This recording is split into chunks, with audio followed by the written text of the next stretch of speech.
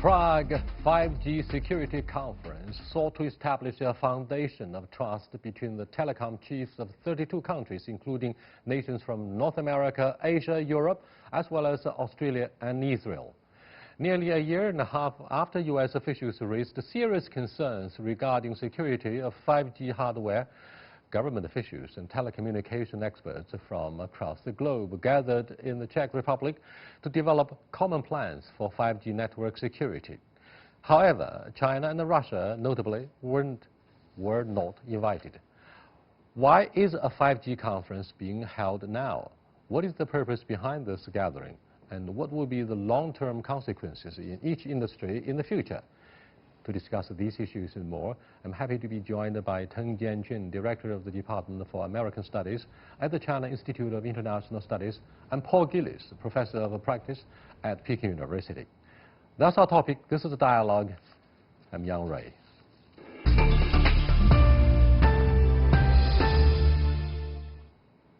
Welcome to Dialogue. Paul, would you first of all brief us on the outcome and agenda of the 5G security conference that took place in Prague, Czech Republic? I mean, in your estimation, your interpretations, please. You know, I think the agenda can be figured out by observing who was not invited to the conference, China and Russia. Russia has been involved in hacking into American IT, most notably in connection with the election of Donald Trump, and China's been accused of hacking into U.S. technology to obtain trade secrets. And that, I think, excluding them means with the purpose of this conference was primarily to develop security standards focused on preventing foreign countries from hacking into IT systems.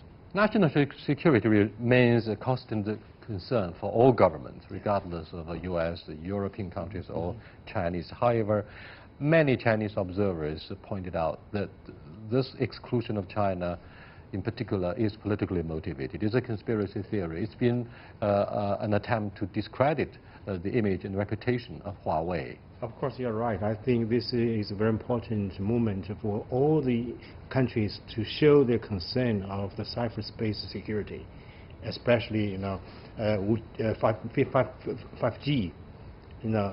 Technology has been in use in recent years. So I think the most important part for the international community is to find a consensus at this moment. How can we deal with this security challenge, not exclude some other countries and only to have a small group.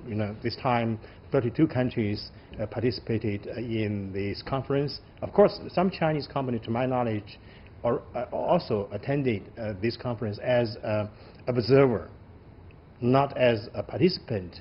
So this just gives some way to the Chinese companies, including Huawei or some other IT companies, to be there just listening to the speakers, not gave any chance to speak loud on their position.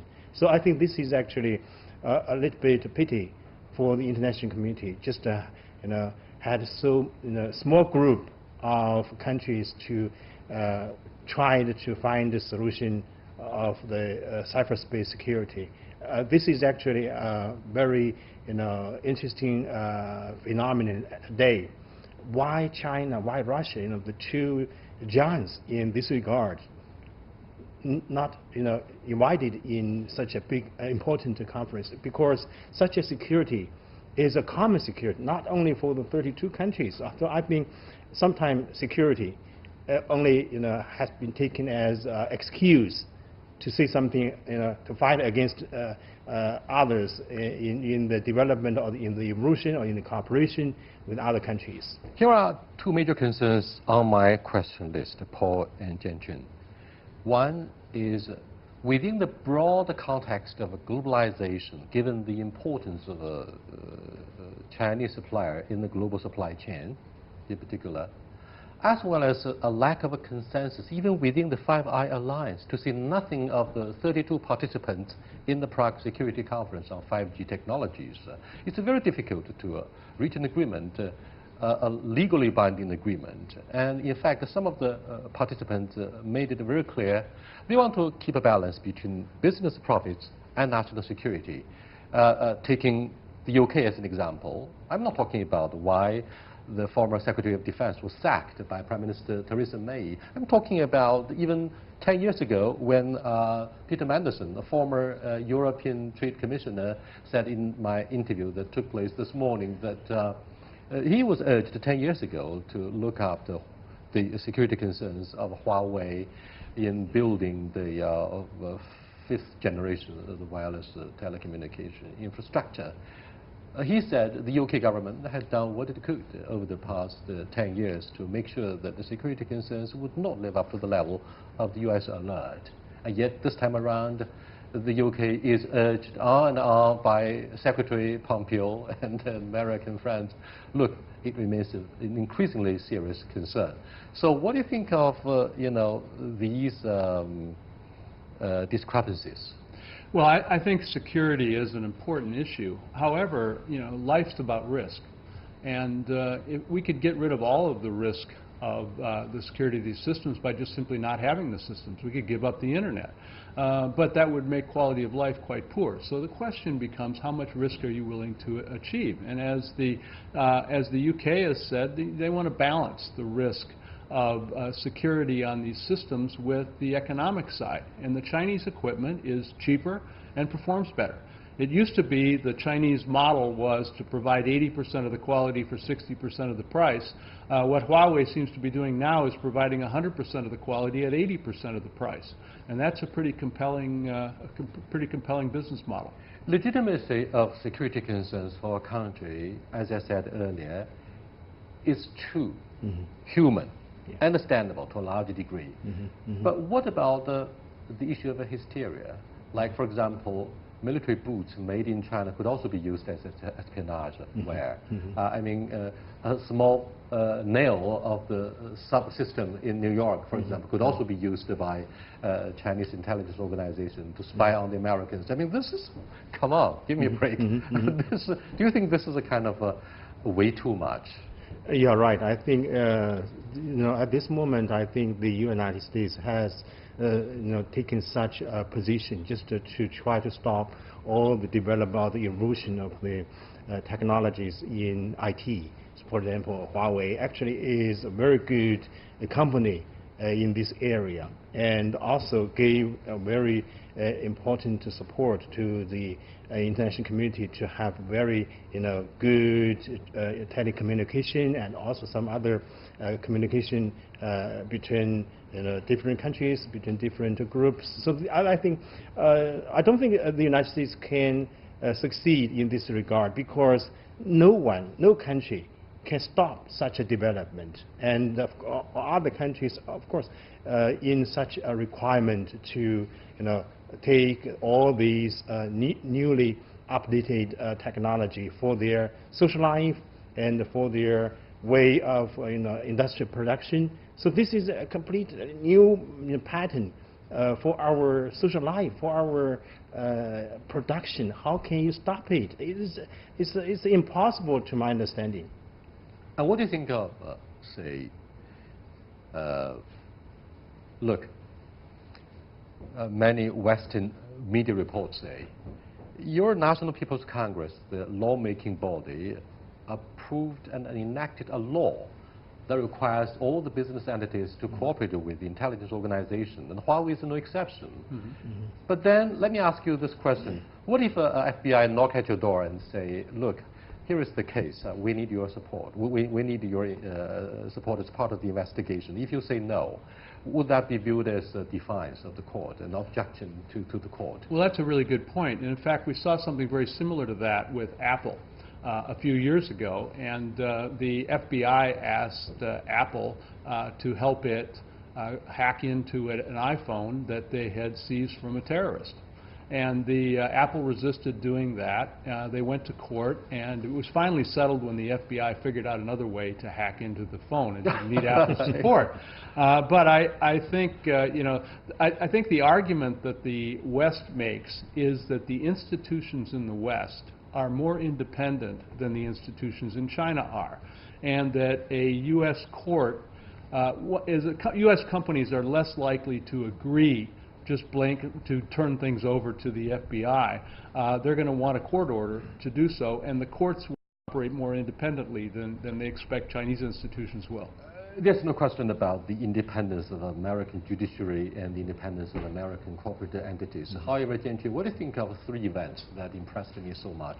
One is the Iran-Contra scandal. President Reagan adopted hands-off style, and Colonel, a guy who worked for the National Security Council, was involved deeply in the scandal. The second is Edward Snowden, the third, Julian Assange. Now, espionage is an old profession, old industry. It seems the White House pretends to be innocent about the issue of espionage and discredit China's image to such a degree where we think Chinese observers believe that this excuse of national security has been abused for political purpose. Therefore, many Chinese have developed a strong sense of being cynical. I wonder, Paul, if you buy this idea that it's kind of a hypothesis to look at this issue this way. Well, I think anyone's naive if they don't think that the security services of all nations have figured out ways to put backdoors into technology to be able to gain access to it. Huawei has even gone as far as to offer their code of origin to the Europeans, say, this is something that I lay bare on the table. We'll do whatever to cooperate with you to make sure investigations would not go wrong, would produce the security. What do you think of the sense of sincerity for Mr. Ren Zhengfei? He said recently that instead of making investment in the United States, his company would make a hefty investment in the UK. Of course. I think I lectured at least twice in the recent years in Huawei, and I talked to the staff, to the senior managers in that company.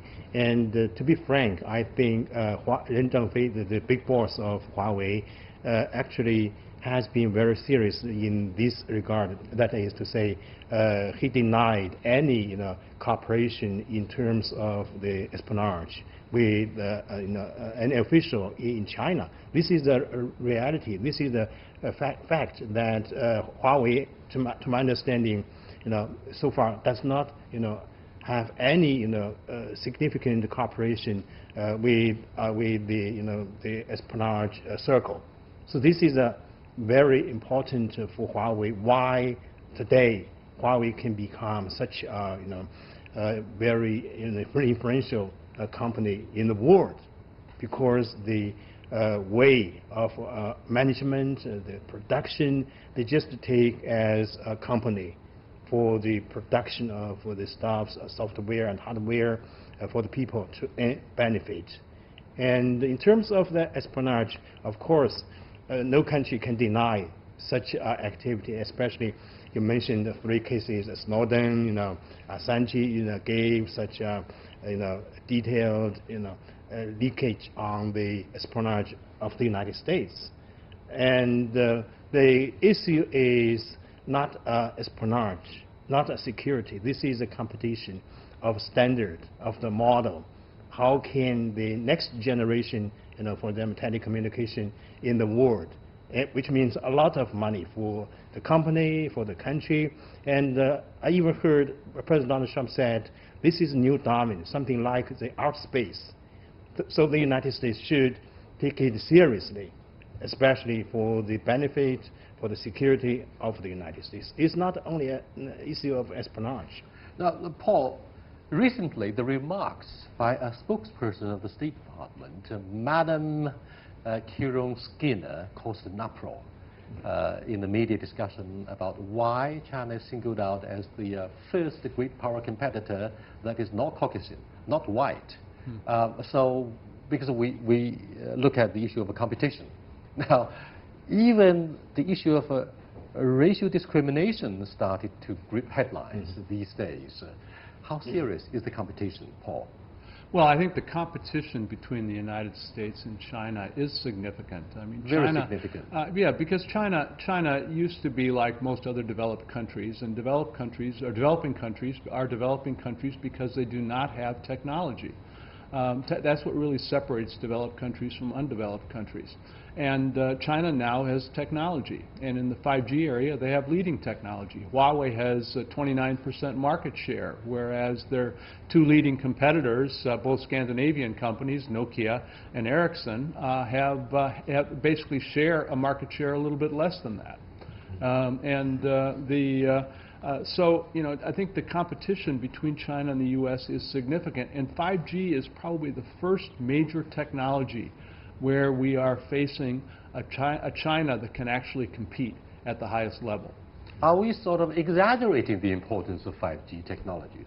No, to my understanding, this is a very completely new type of telecommunication, which gave us very different way to understand the world, to have a very not only the impact on the social life. For example, today we just use 4G or 3G as Alipay or WeChat, which of course completely change your social life, a personal life. But the 5G actually gave very new domain. For example, how can you use the AI technology and some other technology and gave very good understanding to the soil, to the air, and will control automatically gave you a very good environment. So I think this is not only a way of social life, but also a way of industrial production. Perhaps it's not just about the lifestyle that's going to be changed due to the pervasive use of the 5G, the fifth generation of the wireless communication. It's also about values. For example, my friend and I were discussing why it seems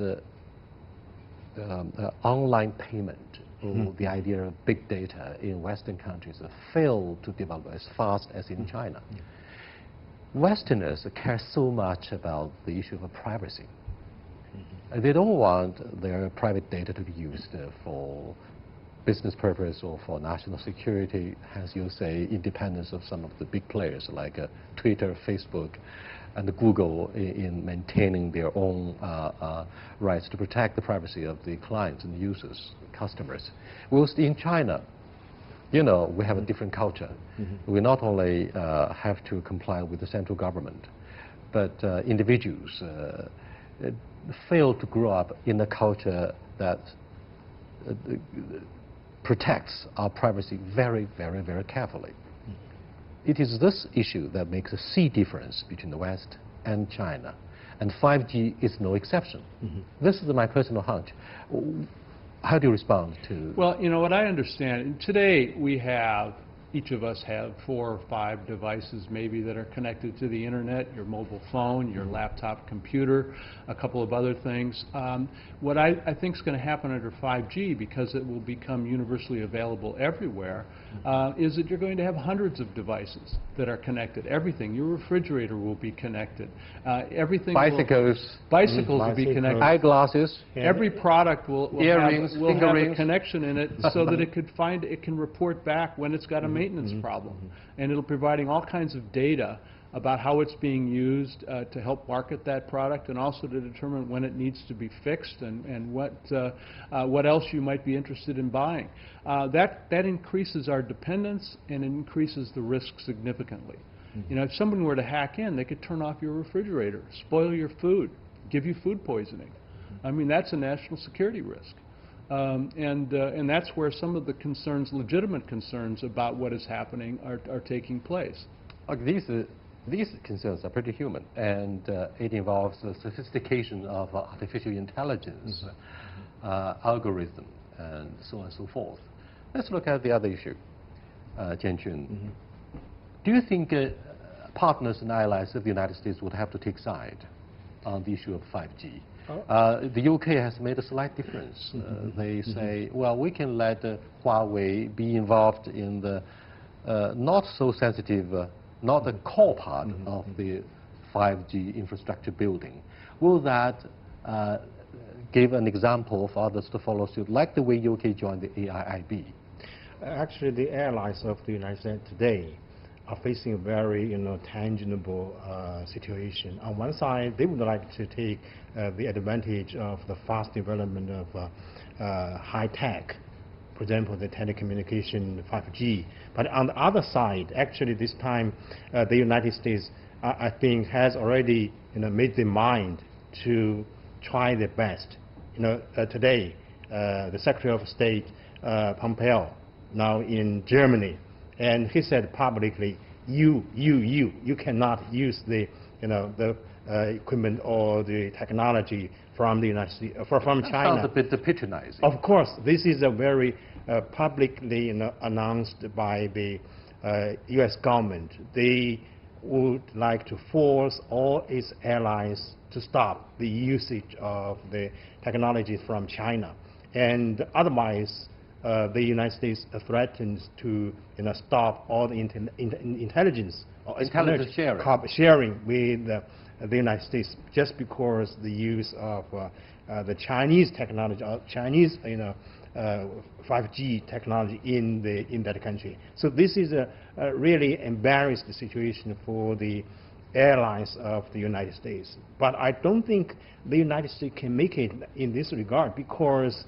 no one, no individual, or no country, even the big boss of the world, the United States, can stop the cooperation. Maybe today you cannot make it, but tomorrow you have to cooperate with China, with other countries. This is actually a good sharing of our technology, of our convenience. It's a matter of a global supply chain. Of course, you cannot change it. Interdependence in forming the global supply chain, and the exclusion of one important supplier from the Chinese company would make production and building of 5G infrastructure in the UK, for example, more expensive, very uncompetitive.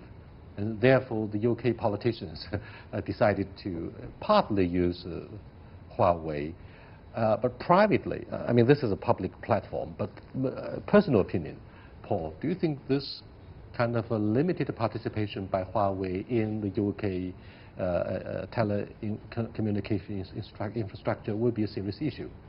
Well, I think it'll probably be a serious issue for Trump, who I think wants to exclude Huawei from any of these companies. Therefore, it's been politicized. But I think that motivation is less about security and more about containing China's rise in technology.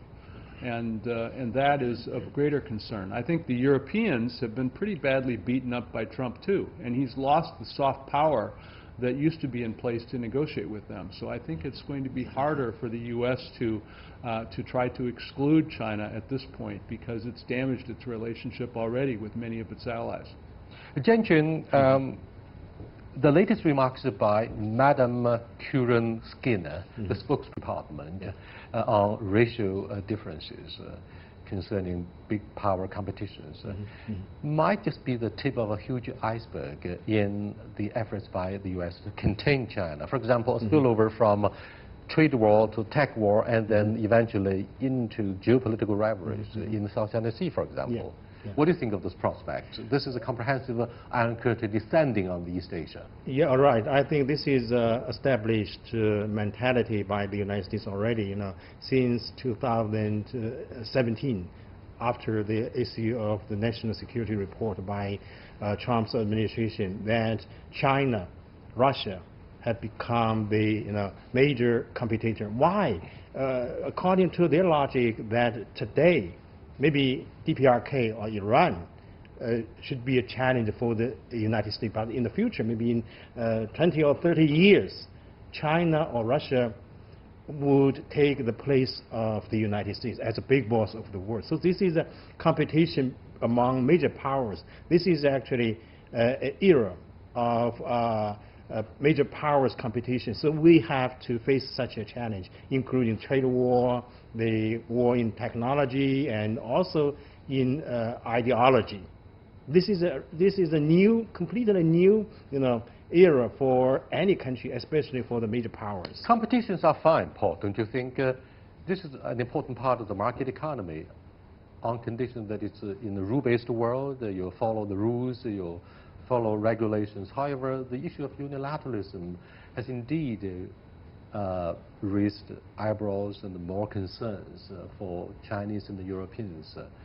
And therefore, the exclusion of China is not viewed by those Chinese who were educated in the United States even to say, oh, this is a fair national treatment. The level playing field is not so level, as Ambassador Liu Xiaoming in the UK said. This is the Chinese concern. Competitions are fine. If you were to ask Chinese government to take a second look at the relationship between government and market, between Chinese government and SOEs, fine, we can talk about this. Let's sit down and talk. But if you use the resources of alliance and the Five Eye alliance, the geopolitical tool to make this happen, this is unfair, because China would always establish partnership instead of forging alliance. 结伴不结盟. Then we're going to, this position, the Chinese government would put us at a disadvantaged position. I mean, this is unfair, right? Well, the U.S. invested significantly in the 20th century in developing soft power networks, which allowed it to get its way in much of the world, and that's eroding now, particularly. Politically, the winds have shifted, and now we have populism around the world that where countries want to be more independent and have firmer borders around them, and international agreements are out of style. And so that makes it more difficult to solve these kinds of problems. I repeatedly mentioned the Five Eye Alliance, and New Zealand is one of them. But in Boao Forum for Asia, I interviewed the former Prime Minister of New Zealand, the lady, Jan. She said, not yet, Yang Rui, we haven't made up our mind yet as to whether we should bar Huawei from being part of our 5G infrastructure. And Germans got so angry with the patronizing gesture of the US ambassador to Berlin. This time around, you said Secretary Pompeo was in the UK, Germany, pointing fingers to the German friends. Now, this kind of things, again, let me ask you a question as to whether allies and the partners of the United States would willingly take side with the US. Maybe at these days, the allies of the United States might take the side, on the US side. I mean, we are together with the United States. They would deny the cooperation with Chinese high-tech companies. But I think you mentioned just now competition. Actually, competition is a good thing. For example, the competition in field and track games. New world record might be the target for all the athletes to practice more and to run faster and gain the medal. So this is actually double-edged sword. On one side, it's a good thing. On the other side, the United States just use or take all its resources, all of the resources to set up obstacles on the way for China to go ahead, to roll out to a higher level of its development. 40 years ago, a very senior government official in China said, if you want to dance with the wolves, you have to haul like a wolf. And that means you learn from the US, you learn from Western industrial nations. With that, we come to the conclusion of this edition of Dialogue on why a 5G security conference took place in Czech Republic, whether a consensus, legally binding consensus, could be eventually reached between and among members of this alliance and partnership with the United States of America. I'll see you next time. Goodbye.